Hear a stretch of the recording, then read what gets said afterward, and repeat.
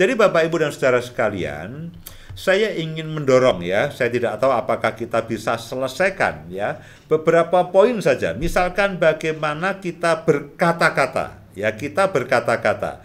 Kita berkata-kata. Nah, ada beberapa hal apa yang kita harus ingat kalau kita ini berbicara. Ya, berbicara.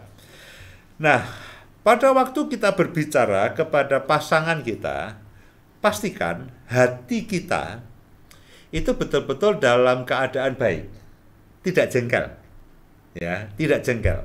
Ya, ketika hati saudara sedang jengkel, lalu ngajak istri, aku mau bicara sama kamu, loh, itu begini saja itu sudah jengkel. Nah, itu ya setelah itu semua yang keluar yaitu kejengkelan.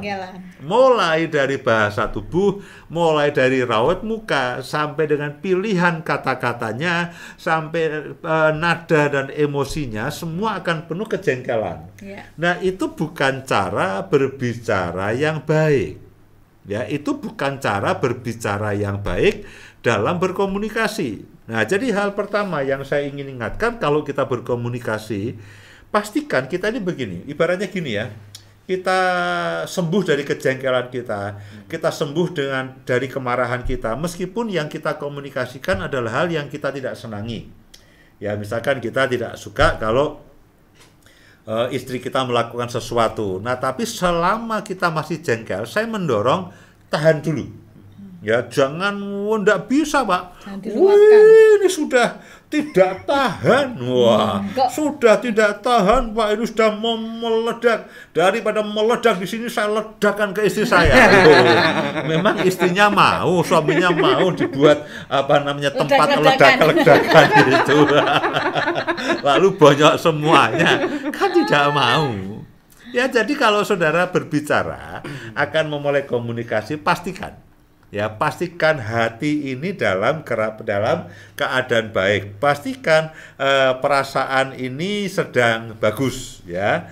Kemudian hal yang kedua, ya, saya berikan berbicara dua hal, mendengarkan dua hal, ya. Mungkin karena waktu nanti berikutnya, ya, karena setelah ini Bu Indah juga akan berbicara. Berikutnya saya akan uraikan lagi. Lalu yang kedua, nah, pilihan kata-kata dan intonasi itu juga sangat menentukan.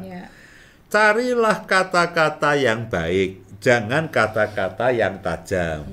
Pakailah intonasi yang lembut, ya, yang cukup datar. Jangan dengan emosional meledak-ledak. Lalu juga kalau berbicara itu begini nih, jauhkan dari kata-kata yang penuh tuduhan, ya, atau penuh dengan prasangka. Ya, aku mau ngajak kamu bicara, ya, habis kamu kalau tidak diberitahu nggak tahu. Nah, itu kan sudah prasangka. Ya, aku mau membicarakan ini supaya kamu tahu sehingga kamu tidak melakukan kesalahan. Nah, jadi ada tuduhan-tuduhannya, ada prasangka-prasangkanya. Nah, percayalah, tidak semua orang tidak suka dituduh. Semua orang tidak suka diprasangkai, itu tidak suka. Nah, paling tidak ketika dua hal ini Bapak Ibu dan Saudara itu berbicara, yang pertama, jaga hati. Karena yang keluar dari mulut itu meluap dari hati. Ya, yang ada di dalam hati itu otomatis akan meluap dari mulut, ya. Pilihan kata, intonasi, bahasa tubuh itu akan terpengaruh semuanya. Kalau kita sedang marah, kita sedang jengkel, kita sedang kita meledak-ledak, itu akan terlihat dan terucap semuanya. Kemudian bagaimana kita mendengarkan? Ya, ini dua hal mengenai berbicara, ini dua hal mengenai mendengarkan. Nah, yang pertama adalah ketika kita mendengarkan suami atau istri kita berbicara, tahanlah. Jangan terburu-buru menyela, jangan terburu-buru membantah, lalu coba diam, menahan diri, fokus untuk memahami, fokus untuk memahami, kerahkan semua indera kita untuk memahami kata-katanya, memahami bahasa tubuhnya, memahami raut mukanya. Oh, istriku sedang gundah ini. Oh, istriku sedang sedih.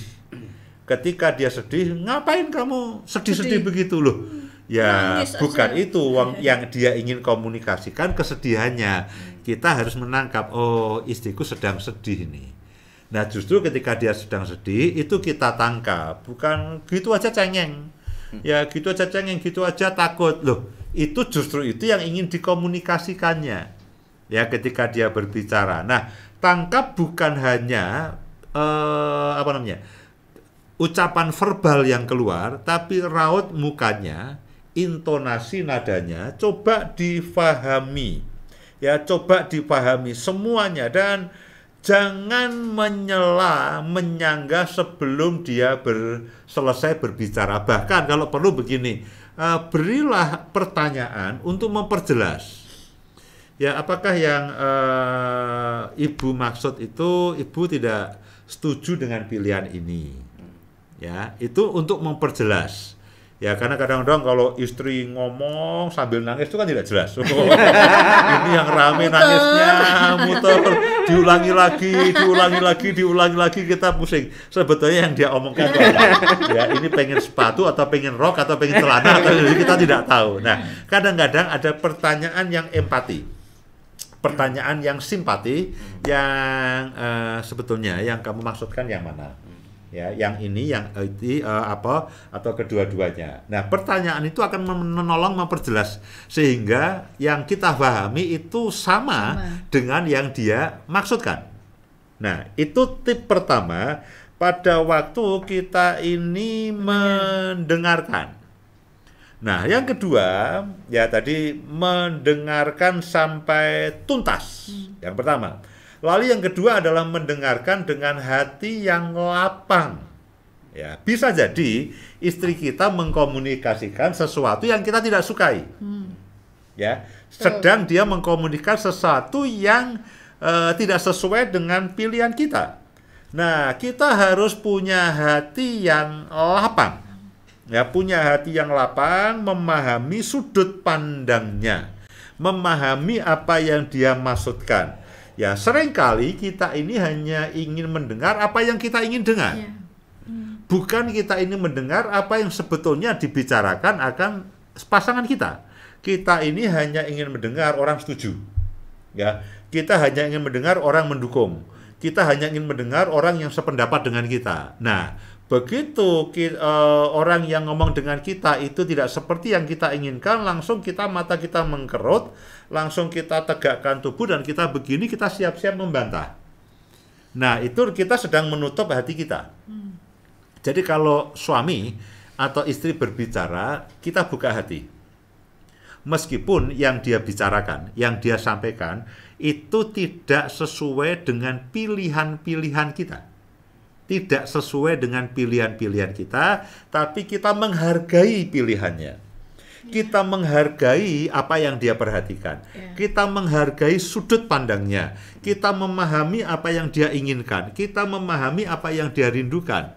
Nah, itulah dua hal, ya, itulah dua hal bagaimana kita mendengar, yaitu mendengarkan sampai tuntas, kemudian mendengarkan dengan hati yang lapang. Ya, nanti mungkin minggu berikutnya kita akan kupas hal yang lainnya. Tapi paling tidak ada dua hal pada waktu kita bicara, yaitu pada waktu kita bicara pastikan hati kita ini sedang dalam keadaan yang baik. Lalu pilihan kata-kata, ya, tanpa prasangka, bicara dengan baik, itu juga akan membuat yang kita ingin sampaikan itu tersampaikan dengan baik. Ya, jangan bicara sambil menuduh dan sebagainya. Kemudian ketika kita mendengarkan, dengarkanlah sampai tuntas. Dengarkan sampai tuntas.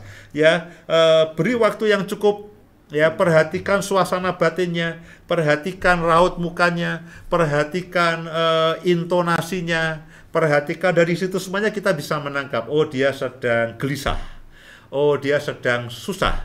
oh dia sedang bad mood dan sebagainya. Nah, itu juga termasuk hal yang kita harus kita pahami. Selain yang verbal, selain ucapan kata-kata, ketika dia perasaannya gelisah, dia sedang mengkomunikasikan, aku ini tidak senang, aku ini sedang jengkel. Nah, itu kita harus pahami. Ya, jangan kita lalu potong, gitu saja tidak bisa. Ngapain kamu jengkel? Ngapain kamu marah? Loh, dia sedang mengkomunikasikan, kita harus paham. Supaya kita bisa menangkap, supaya kita bisa memahami. Lalu yang kedua adalah mendengarkan dengan hati yang lapang. Seandainya kita mendengarkan sesuatu yang tidak sesuai, ya, sesuatu yang tidak sesuai dengan pilihan kita. Ya, sesuatu yang tidak sesuai dengan kita sudah inginkan. Nah, kita harus memberikan ruang yang luas kepada pasangan kita. Ya, ingat, kita ini berbeda, pasti pilihan-pilihannya juga berbeda.